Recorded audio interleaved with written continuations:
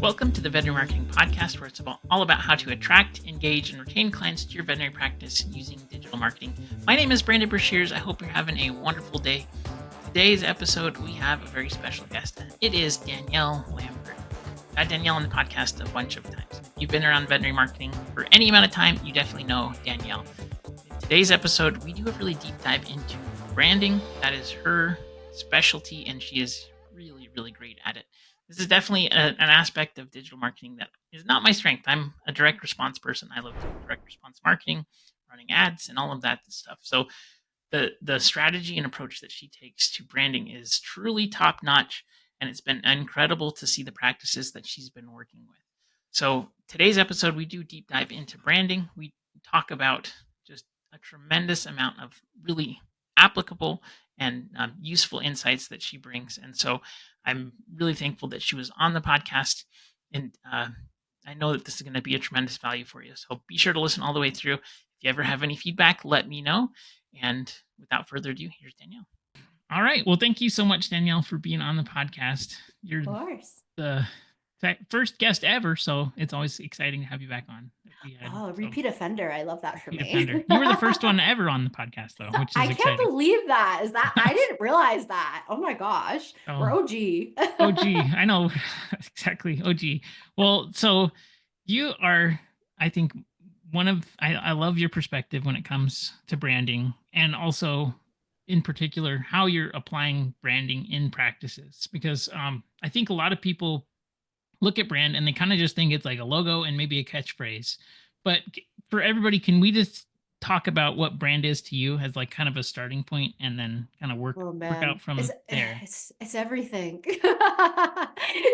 Like it really, at the end of the day, brand to me is what people feel when they interact with you. It's what they remember. It's like how they identify that they are the right fit for you. It's all of those kind of intangible things. And like from the consumer perspective, I think that's what brand is. From the perspective of a business owner, startup founder, brand is really your like North Star that is your guiding light in terms of decision making as you are building your business, growing your business. It helps you really filter the choices that you're making.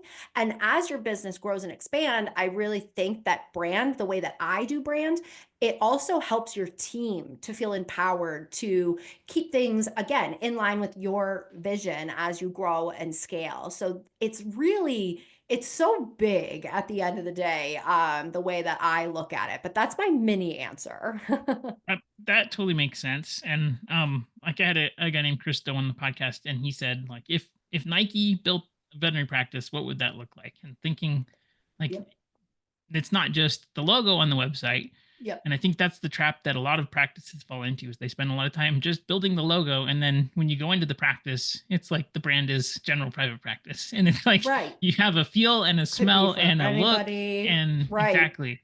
Right. So how do you think about that?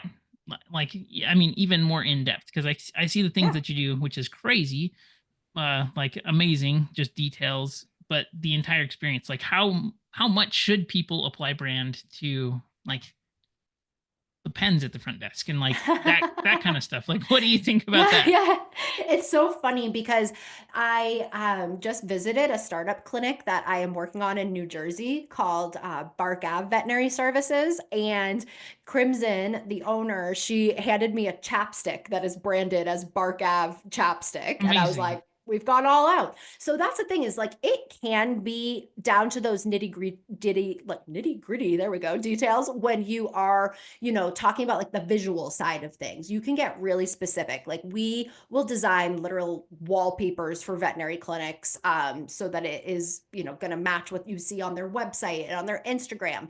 But I really think that when it comes to like, ooh, what should I focus on? What should I do? How all out should I go? The visuals really come second. When you work with my agency, the Snout Group, we really start with strategy first.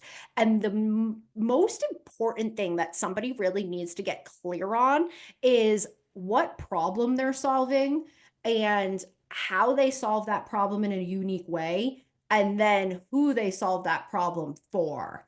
And I don't mean just like your dog needs to get neutered and I neuter dogs. Like, that's like going on a dating app and being like, you're single, I'm single, want to get married? Like, that's not what I mean. You have to go really, really deep with that stuff.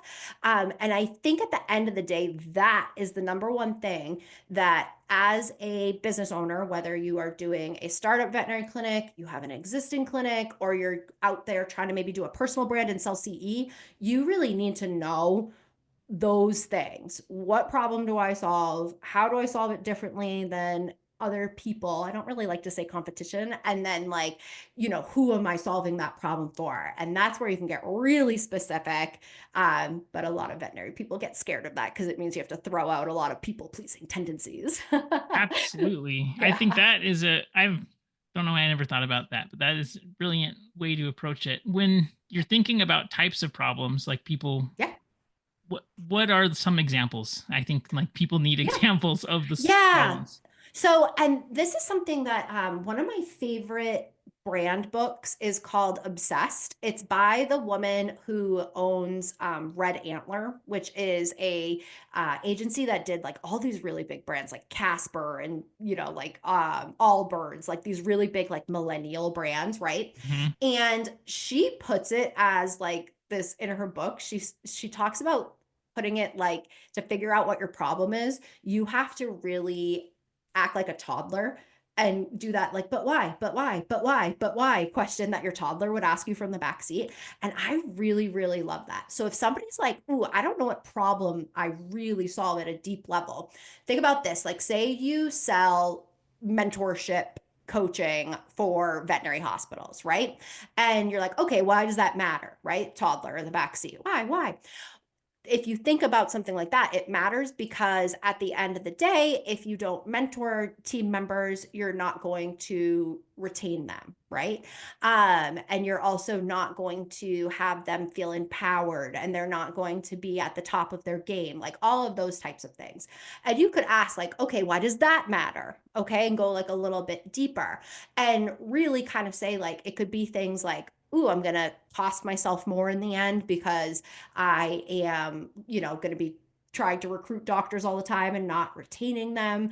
It could be, ooh, these doctors aren't going to be really skilled and, I won't be able to ever get out of my practice because they're not going to know how to do what I do, all of those things. Then you could go even a level deeper with it and say, okay, why does all of that matter? And this is where you could get like a little bit deep. And it might be like, ooh, because my legacy is really important. I want to have an impact on the next generation. And I want to make sure that, we don't end up with a bunch of doctors that are afraid to do surgery. Like, I really want to have a good impact on this next gen and empower them.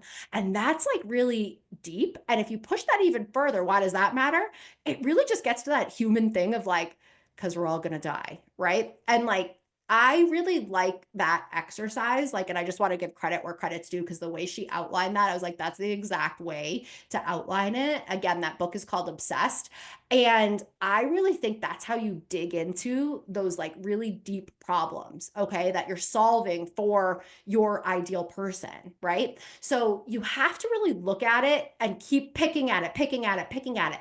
And then that's where you get the juicy stuff. And I think that's so important because now instead of just being like, hi, you want some mentorship coaching? You instead are going to say, like, hey, do you want to leave a legacy behind? Like that's a lot more powerful in terms of somebody being like, ooh, I want that, right? Like that's what it's all about. That totally makes sense. When you're thinking about this problem, and I don't think most people even think about solving a problem for their clients. They're like, we're open and we have these things available. So it's like Exactly. this is what we got. Like, I hope people come. Exactly. uh, Exactly. do you think it's more beneficial to focus on like your offering or just differences? Or is there a balance Ooh. between that? I In think that before you figure out what your offering is, you better know what your differentiators are, right? So you might kind of do this work alongside like these three questions of what problem do I solve? How do I solve it differently? And who do I solve it for? Those three things at the end of the day, they are very they have to kind of work together as you figure them out, right? So if you were like, ooh, okay, I am trying to kind of figure out what makes me different, let's say, right? And so like let's go with that like mentorship consulting example, right? You really are talking about this like legacy, impact, all of that. That means that your offering is also something that might kind of get into some deeper like personal development work for the actual person that's doing it, like mentoring the mentor, so to speak, right? So I think you want to kind of think about these things kind of all together versus like separately, right? I think it kind of, they have to kind of work together. It's like a tricky one when I'm helping people work through this. Like I will do private strategy days with people and we'll spend 4 hours like having this conversation. And sometimes we have to like go in circles, go in circles, go in circles. And then you start to see like, ooh, this is how the pattern lines up. Totally. That makes sense. And I think thinking about it this perspective helps you to get an actual differentiator, right? Like saying we care more or like we do all We these treat your things, pet like family. Yeah. but like what would actually show that? And why Right. is that important? And Right. what are you doing that's actually conveying and proving that you're doing that rather than just saying it, so to speak? Massively. And that's a big thing. Like I talk a lot about creating like no BS brands because I hate a BS brand that I feel like it's just all floof and nothing to back it, right? So, you'll see something like a Target go and do, all this like paraphernalia for Pride Month and they're going to sell all this Pride merch, right? But then they won't actually back that community when like rubber meets the road. And I think that's BS. And so for me, like the kind of brands that I like to create are ones that really are going to back up that message, right? Like think of how many apartment buildings you see that open up and it's like luxury apartments, right? Like we see that all the time. Luxury apartment. Every apartment I see that opens where I live in Worcester, Massachusetts is a luxury apartment. I That is think it's not the everywhere. accurate. Yeah. Yeah. Literally. And here's the thing is like that it starts to be nothing, right? I lived in an apartment when I was in Orange County that was almost $4,000 a month that marketed itself as luxury. And it had like a TV in the pool and like a gym that was nicer than the Equinox next door. Okay. That was luxury. But that being said, they marketed it as luxury and then like concierge was terrible all the time. Like I had like ants in my closet and they didn't come get the ants for like a week. I was going crazy, like spraying the ants with, Clorox or whatever. And it's like, that isn't backing up what you're claiming. So at the end of the day, it's like you want to differentiate yourself so that you aren't just another, oh, this is luxury. This is luxury. Like, no, it's not. You also want to back it up because if somebody is spending money with you, this is where bad reviews are born. If you set an expectation and you do not meet that expectation, this is where we have a disconnect and we have bad reviews. This also is really true for employer brand because if you set an expectation with your employees, like that you are this progressive practice and you are going to treat everybody so well, ba ba ba ba ba. And then when again rubber meets the road, you're like, ooh, I can't really, actually pay you a living wage, stuff like that. Again, we're marketing BS and it's really easy to do that. There's plenty of huge brands in the veterinary industry that will market BS all day. And it's like the very corporate thing to do. Like we're owned by billionaires, but we care, right? Yeah. And it's just BS at the end of the day. And that's not the kind of brand that I like to build. I really like to build something that you are going to back up because that's how you save money in the long run by investing time and effort into this upfront.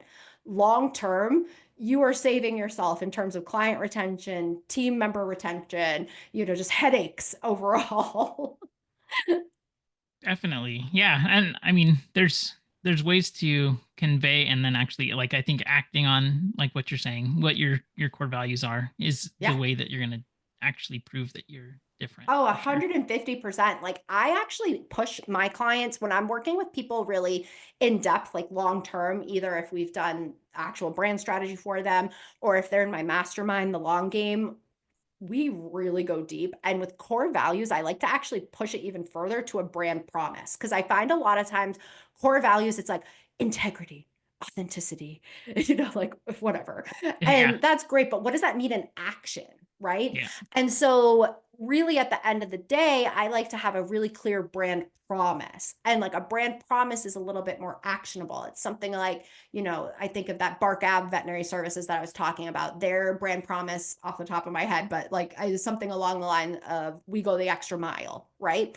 And it's unique to their branding and their whole vibe if you see it, but it also is really a mantra for like team members when they're making decisions, for, the leadership when they're making decisions. It's something that really is just like more actionable and like ingrained in there than the traditional, just like generic core values. I like to distill it down and be like, okay, what does that actually mean? And yeah, totally. And then it's easy to convey to employees so that they can like act it out rather than they don't know what authentic, like it means something different to everybody. So that totally 150%, right? Like if you're just like, we're authentic, like, okay, I'm having a oh, terrible like, day. I'm gonna yell at all the yeah, customers. exactly, right? Like Yeah. that really at the end of the day can go a little bit rogue. And I think when it's something that is more specific and more tangible to people, then they're able to actually embody it. And that is so critical if you're trying to scale to multiple practice sites. I think that people really need to know what you stand for. I would argue one of the only brands I see do a really good job of this in veterinary medicine, at least at the outset, was Veterinary Emergency Group. Like they really indoctrinated their people, for lack of better words. Like there are people that will be like, that's a cult. But that is really good at the end of the day for a brand. You want your team members to be so like clear on what you stand for and so bought in. But then what gets tricky, and I see this with brands as they grow, a lot of times it gets hard to maintain it. It's why I'm not a huge fan of these like private equity backed, venture capital backed brands, because they grow too fast and it's hard to maintain these claims. It's hard to continue to empower people to do the things that you set out to do. But that's a whole separate rant that I could go on. That's super interesting. I think Veg is still doing a really good job as much as they have scaled. Like I don't know what's going on internally or anything, but just Yeah. from like they're competing in every single market that I'm working in, and Yeah. they're doing a good job with their stuff in like at scale. Can only imagine They're how. a case study in why employer brand matters so much. They did exactly what I would have done. And they right, their first couple of hires were all my personal brand clients, like people like Dr. Tanasia Crocker, like all these people that had big audiences. And I was like, that is so smart. Like they really knew how to like come in and establish an employer brand, have these people act as like ambassadors. But the thing is, I'm actually working with an independently owned veterinary practice right now that's an ER. And Mhm. so they really deal with a lot of competition from both Veg and Blue Pearl nearby for employees, right? And so that's been a really interesting project to kind of say, ooh, how do we create an employer brand that is differentiated from that? Right. Yeah. And the take we're kind of going with on it, just to kind of give some inside scoop here, is with Veg, they really push this narrative of you're a superhero. We're kind of going very anti-hero with it because Okay. there's definitely a veterinary professional that really resonates with that you're a superhero message, but there are also veterinary professionals that gives them the ick and they're like, no, I don't like that. So that's why you want to know who is your dream client, but also who's that dream team member, right? And kind of know that like psychology for them. And again, the problem that you're solving for them, right? So there might be a team member out there that they see Veg and they're like, that's a cult. I'm not a superhero. That's weird, right? They might be very turned off by the messaging because the messaging is so strong. You can swoop in and say something different. And I think that's why it's so important to kind of wrap your head around that whole what problem do I solve? Who do I solve it for? And how do I do it differently for both, again, clients and team members is so important. Definitely. That totally makes sense. One thing that I was thinking about as you were talking about this was, Yeah. I think a lot of times, especially with like paid advertising, like I do, it's pretty easy to identify what needs to be done on an ongoing basis. But I've never actually asked somebody in branding, what do you have to do on an ongoing basis, like to make sure that you're hitting your brand targets? And like, I think a lot of people say, okay, I'm going to set this up once, we're going to design the logo, the tagline, and then Ugh, it just runs, right? yep. So, Yep. what are like the ongoing branding activities that people need to be Yeah, thinking about and yeah. doing?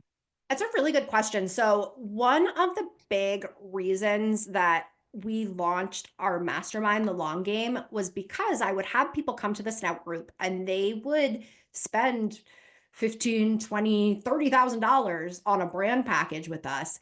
And then crickets, like I would never see anything used ever again, right? And Hmm. so that's really why I started this mastermind, where I could kind of check in with people, at really regular touch points, kind of act as a fractional chief brand officer with them, and we could do this ongoing work. And the ongoing work looks like a couple of things, because when you are the founder of a brand and you are really the steward of that brand, you need to, I joke all the time, like, you can't just be in exam room 3 for the next 3 years and never come out and look at the big picture, right? We need to work on the business, not just in it. So in terms of some of like the general upkeep things, I think a lot of it actually comes back to good messaging. So you need to know what your messaging is. And by messaging, I mean, yes, things like a tagline and those like key little slogans that you use, but also messaging in terms of like brand vocabulary and just terms that you use. All of that stuff is really, really important, because it helps to kind of keep a consistent message going out. And in today's world where we're all scrolling through our phones, people forget things so fast. Like, you have to keep the message on brand.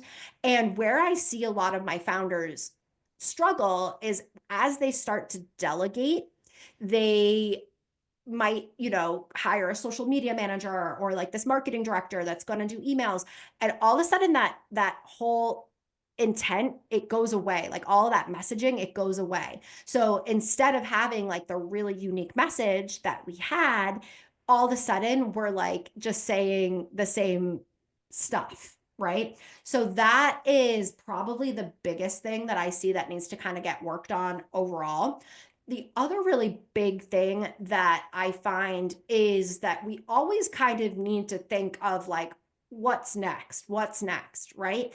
And so for a lot of brands, they might have, like a good Instagram account or a good Facebook account, but like, where are you going next? Okay. Because if you have other big goals, we need to kind of look at like, what platforms could we use to achieve those goals? Right. So a lot of my clients are working on things like YouTube right now. Then I would say maybe the other thing, like, there's so many nitpicky things. A lot of this has to do with training your staff and creating like SOPs around brand. Like, how do we talk about this? What do we do? So, same kind of thing. Like, maybe your team puts together like an offer that they want to push. Is it actually on brand? Is it actually something that makes sense? Is it something that we want to do? Right. Or maybe you're going to do an event. Again, it's about putting that filter on and being like, why does this event make sense for us? Who should we be collaborating with? What should we partner with? What other local businesses? So that's really the ongoing work, is just, you're out there, you're hustling, you're marketing, you're creating new offers, you're selling, but are you always stopping and putting the brand lens back over it? Because like, it comes down to everything, to like what your on hold music is at your practice. There's so many little nitty gritty things. So those are a couple of things that I would say that I would be looking at. Like, what are your marketing efforts looking like? What does the messaging look like? Is it consistent everywhere? What offers, events, partnerships are you doing to promote your business? And how do they make sense, again, for bringing in that dream client or that dream team member? And how do they make sense in terms of like the business that you're really trying to build, and a business that you're going to feel lucky to own in the end? Because that's always my goal with people. That totally makes sense. And I see, and as you're talking about that with the people that set it up and then nothing happens, I think like ongoing support and ongoing um, basically engagement, making sure that you're helping to get the work done and implemented is so important. There's this one Yeah. practice like back in 2017 that I was working with that was just down the street from my house, and he spent he had hired this agency that was out of New York to do like a Yeah. brand package for him for like Yeah. 70,000 bucks. Like it was Yeah. nuts at the time. I couldn't believe it, but like they had the logos and everything, but they just it didn't make the brand happen, and I No. was like a complete waste of money. They shut down after a year. No. Um, It was No, wild. it doesn't make that's why the way that we are delivering, like I've really leveled up our deliverables recently because I want to make sure again that we're establishing like SOPs training materials for whoever you're handing this off to, right? So like when I deliver something to somebody like a messaging package, it literally is like probably like 20 different phrases that you use. It's like description of like when do you use these phrases in terms of the client journey. Are you using these phrases like on your website first impressions? Are you using them like in your newsletter, like more experience delivery? Are you using them later on in the client journey to like build community? Like we get really nitty gritty. And same thing with like the visuals. I'm really not even emphasizing the visual side of brand because as much as it is my deep, deep obsession, if we don't start with strategy, the visuals are pointless. But we have to have the same SOPs for your visuals because you might invest all this in like a beautiful logo and like we might create other assets for you like illustrations, iconography. I've seen clients that I literally am like, we hired a illustrator who does illustrations for J. Crew to make illustrations for you. And now your social media manager is using illustrations from Canva. Yeah. Or like, we picked out all these fonts for you and these colors for you, and now you're throwing other fonts and colors into the scheme. And it's like, no, no, no, no, no, no, no. Like, I don't want to like completely stifle the creativity of the people that you bring in. But again, brand is like that, it's a North Star for a leader, but it's a filter for a team member. And it needs to go through that filter every single time and make sure, hey, is this actually on brand? So that's another big the visuals. Like my mastermind members, I include like some additional design stuff with them because inevitably they need something else, right? Yeah. There's always more once you kind of if you get into design, it's a little addictive. Yeah, definitely. Well, I follow the clients that you're working with, and it's immediately recognizable because it looks so different. And Right. No like paw you prints usually. exactly, I can see. I'm like, okay, I recognize this. Is this one? Oh, okay, it's Danielle's client. Yep. So like, totally, I get that, and I see that. Uh, One thing, and I think this is probably even more important now with kind of like AI coming out and being used all the time. I think everything is starting to really sound the same, Oh my and gosh. Yep. so I think differentiation, like it's super easy if you have like a grid of like 20 things and everything is the same, but one is different. It's easy to pick out Yep. the difference versus finding similarities between things. So I think that is even more Oh, important. 100%. Like if you're going to use something like a chat GPT and you're going to say, hey, give me a marketing schedule for my veterinary clinic, right? It's going to be like post about National Squirrel Day, post about flea and tick prevention. Like it's going to be all that generic stuff that like nobody's going to care about. You need to Yeah. make people care and evoke like an emotional response. And that's the kind of thing that you do when you really know who your dream client is. You know how to speak to them on that deep level. And so, what's really great about the brand work that I really teach people to do or do for them is like, I'm now giving you instructions that you could also give to a chat GPT and say, hey, this is our brand voice. It is sassy and fun and playful. And like, these are the words that we use. And like, we don't say, we don't say something like fur baby. We don't say that. We say like your bestie. We call pets besties, right? Like you have to tell it that. If you tell it all that, it can do a much better job over time. But I love ChatGPT and things like that for like the structure it can provide, but its creativity absolutely sucks. So like you have to come in with the creativity. And so again, whether you're training a team member or a chatbot to do something for you, coming in and having, the creative work done by an actual human professional at first is a good place to start. I totally agree. And as people use it more and more, it's like everybody's using it now. You can immediately spot emails that are written by it. And it just is now it worked for a little bit, but now it's not so good. No. One thing I'm really interested to see, because I know that like I'll work with the practice that's like, say, in like Midwest somewhere, right? And they want to do, they're like, we want to attract really high quality clients that want to spend a lot of money. They're not really doing anything different. So like they're asking me to make magic happen. But a question that I have for you is how how early should people be talking to you, especially with like brand? Like, let's say I wanted to Oh create the God. Ritz Carlton, but I'm in Grangeville, Idaho, right? And there's one practice and 3,500 people. So, like, it's not feasible. So, Yep. I really like to say that I genuinely should be the first person that you talk to.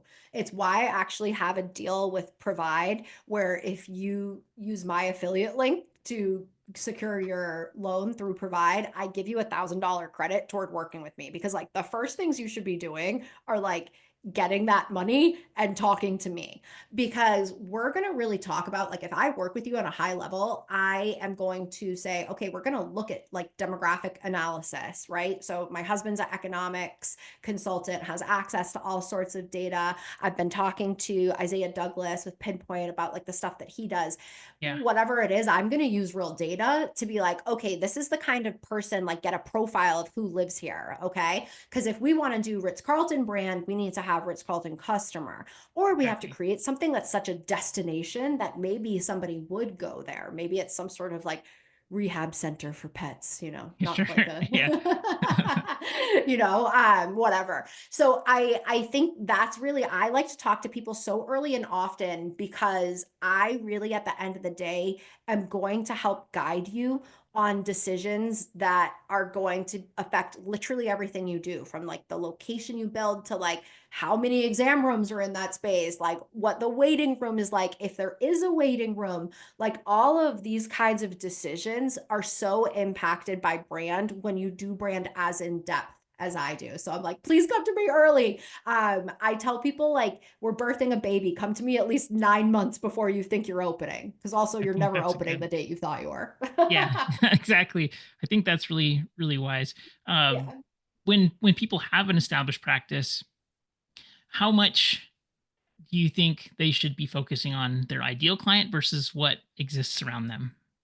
Ooh, I think that's a really good question. I really think that you should be as picky as you can until you tap that out.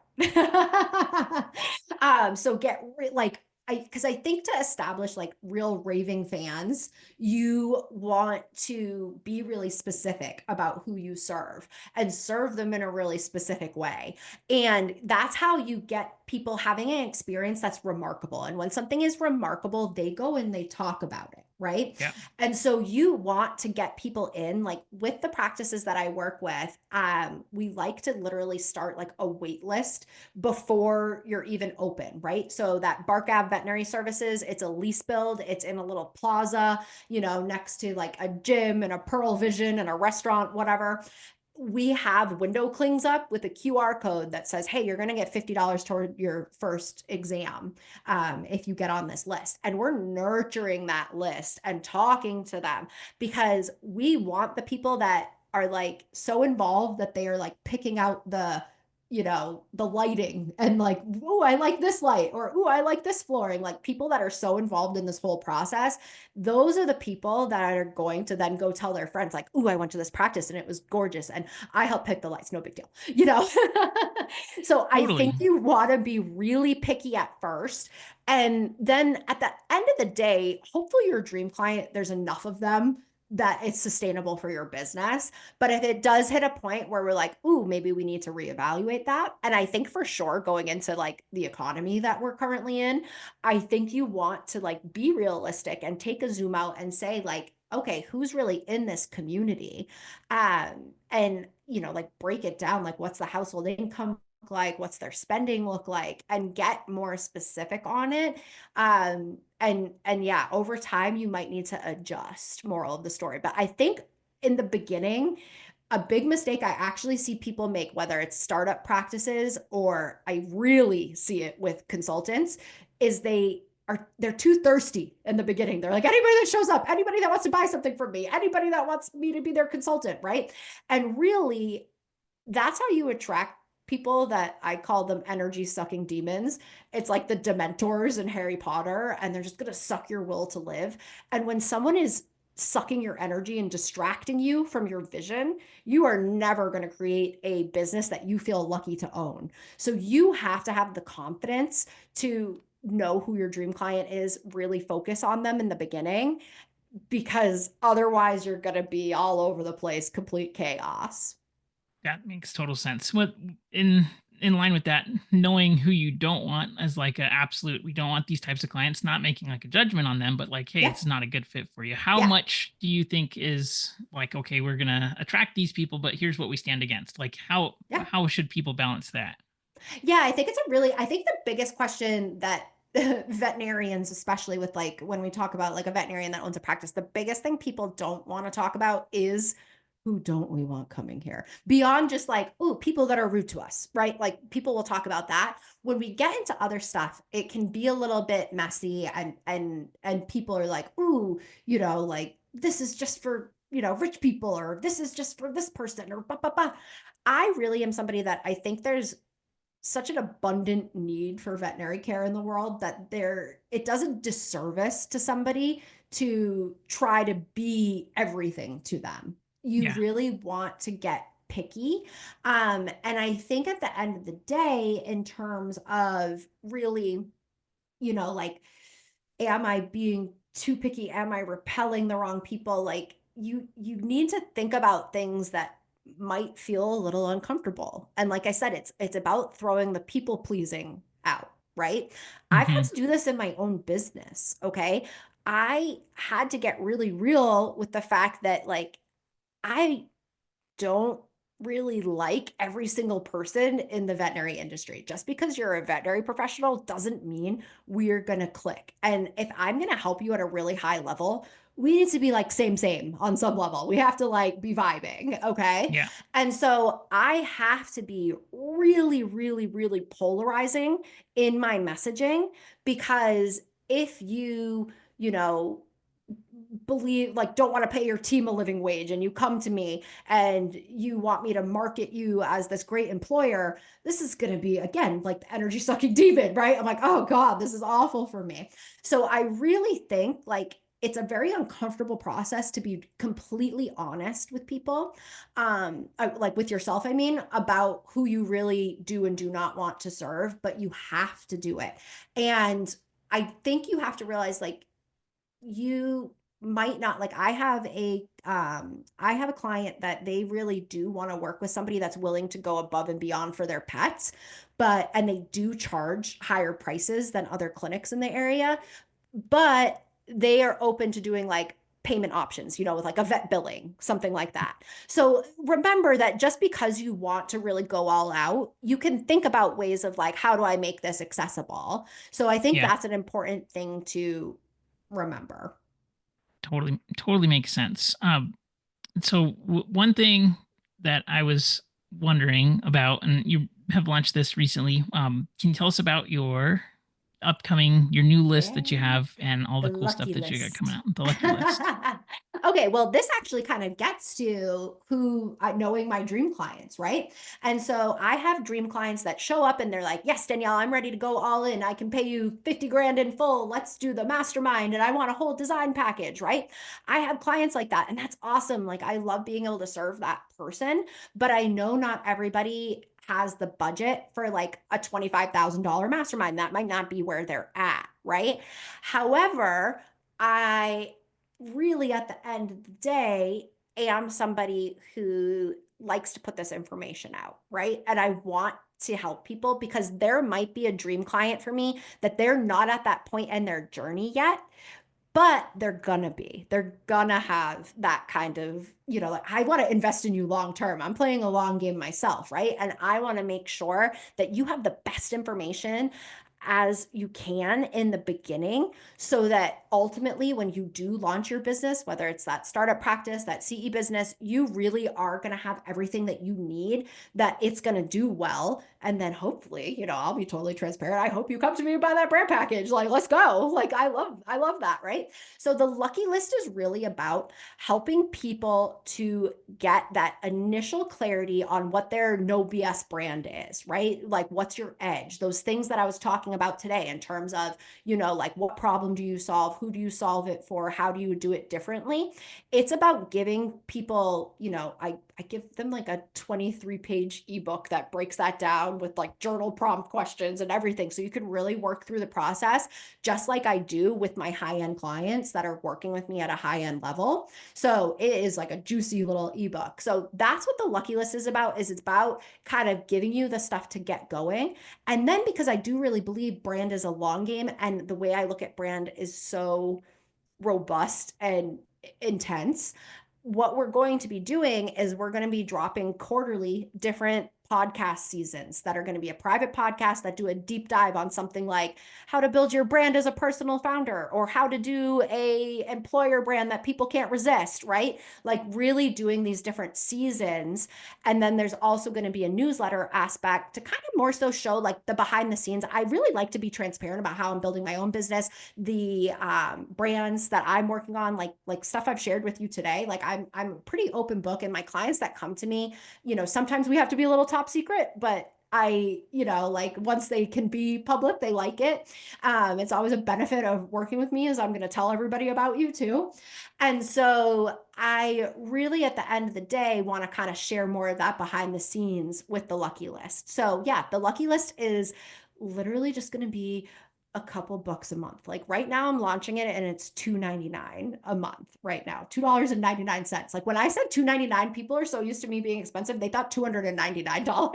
Yep. And I was like, no, no, no. And my team was like, Danielle, why are we doing this? And I was like, no, because I really want those people that have been following me and want to go deeper on this, but just haven't had the budget. I really want to have a space for them, like genuinely. So that is what the Lucky List is about. I am going to be bumping up that price. It is going to be going up. So by the time this is out, it might be a couple bucks more a month, but my aim is to keep it literally under $10 a month. And I am going to give people that are listening to this a free month. So if you go to jointheluckylist.com and use code Brandon, you're going to get your first month free. So jointheluckylist.com and the code will be Brandon, and you can get that for free for your first month. So even if you're like, I heard her on this podcast, I like some of what she said, I still don't trust her. You're maybe like a little bit of a skittish German Shepherd, and you're like, I don't know. That way you can test it out and see like what I'm about, get more information. And I know it's going to be so juicy that you're like, I'm going to stay. So that's what the Lucky List is really about in a nutshell. That's awesome. I love it because there's just so much content out there. Also, you have historically produced so much content, especially on Instagram. It's like, oh my goodness, I don't know how you do that because it is so much work. And I think I'm trying to get paying off that hamster wheel, man. That's like, that. I'll be transparent too. Like, and I'm going to talk about this. That's a big reason why I'm doing this list is I have an autoimmune disease that I manage. Like, I cannot show up consistently on social the way that I always could, the vim and the vigor of like a 27-year-old. Like, no. Yeah. Also, like, I'm married. I like my husband. I like my life. I want to like enjoy it. I have hustled my butt off. I girl bossed my way into an autoimmune disease. And now I'm really like, hey, I want to have a little bit more space to create content.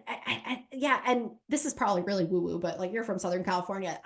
Energetically, it feels crappy when you give people free forever. And you're like, am I not worth $2.99 a month to you? You know what I mean? Like there's something about that just, it feels draining.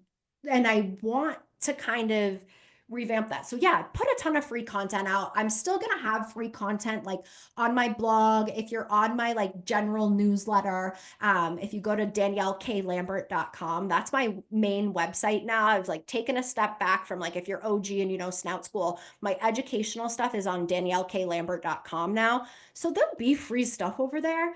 But like the stuff that's really in depth, that shows my like real opinions, that shows my real process, it's going to be on the Lucky List. And plus it's going to be like more organized. So you're not like, scrounging around Instagram trying to find everything. Like it will Yeah. be more clear for you. I totally love that. And it's Yeah. interesting you say that because I've done free trainings in the past. I don't do free trainings anymore because when people sign up, they don't take it. And even Yeah. when people do pay for it, only about 50% actually consume Yep. the content. And I Yep. want you to take it. And I think having buy-in for it is going to help you to pay attention to it. And so, 150%, right? Like I'm doing a challenge right now that I've done as a free challenge in the past, and it's a little bit more robust this time. And I was like, it's $2.99. Like it just feels better. So I think that it's really fair when you've like paid your dues to kind of say, hey, like if you want to kind of continue this conversation, keep following me, get on the lucky list. I'll be there. I think that's awesome. fair. Yeah, it totally makes sense. And I think also it's going to force you to actually pay attention to it, which is helpful because there's just so much noise out I there. Trust me, as somebody that mostly works with high-end clients, I love how they show up. My high-end clients show up ready, they implement, they like really it's gratifying for me. It lights me up that they implement like they do, right? And that they really take stuff and run with it. That's what gives me joy in the world and purpose. I feel no purpose if you're like just consuming my stuff on Instagram and liking it and not doing anything. That's not fun for me. Yeah. So yeah, that jointhelukylist.com if you're like, okay, I'm ready to actually pay attention, Danielle. Yeah. And implement. Exactly. I love it. Exactly. Well, let's finish off with just a couple things. So give me your top 3 things that practices need to stop doing right away, and then one thing that you think everybody should do. So Okay. 3 things that like let's Oof. take 3 things off their plate and give Mm. them one thing to do. Okay. All right. Stop putting paw prints in every single logo or like a whole illustration in every single logo. Every logo does not need 17 things in it. Please stop doing that. 2, stop trying to be for everybody. You are going to drive yourself insane. And also, there's no money in the messy middle. Like, you want people to love you or hate you. That's really how the world works and how you're going to make money. And 3, I would also say stop treating marketing and brand as an afterthought. They are core critical parts of your business. I know I'm singing your song, Brandon. Like it's not Yep. an afterthought. Like this is not, something that you're maybe going to do. Remember that like knowing your brand is going to be that filter for your team, that North Star for you. So stop ignoring the fact that you got to address this stuff. Okay, cool. And what's one thing you think everybody should start doing? Ooh, if I had one thing that I would love everybody to start doing, I really would say share more of your actual opinions on things. I think people are very scared to do that. They like to, again, stay very like safe. And you don't have to come off as sassy and edgy as I will in my content, but say what you think because that's how you get people that filter. Again, like love me or hate me, but there's no money in the messy middle is like a quote that I live by. Awesome. I love it. Thank you so much, Danielle. I really appreciate it. And I'm excited. I'm going to join the Lucky List for sure. So. Awesome. Thank you.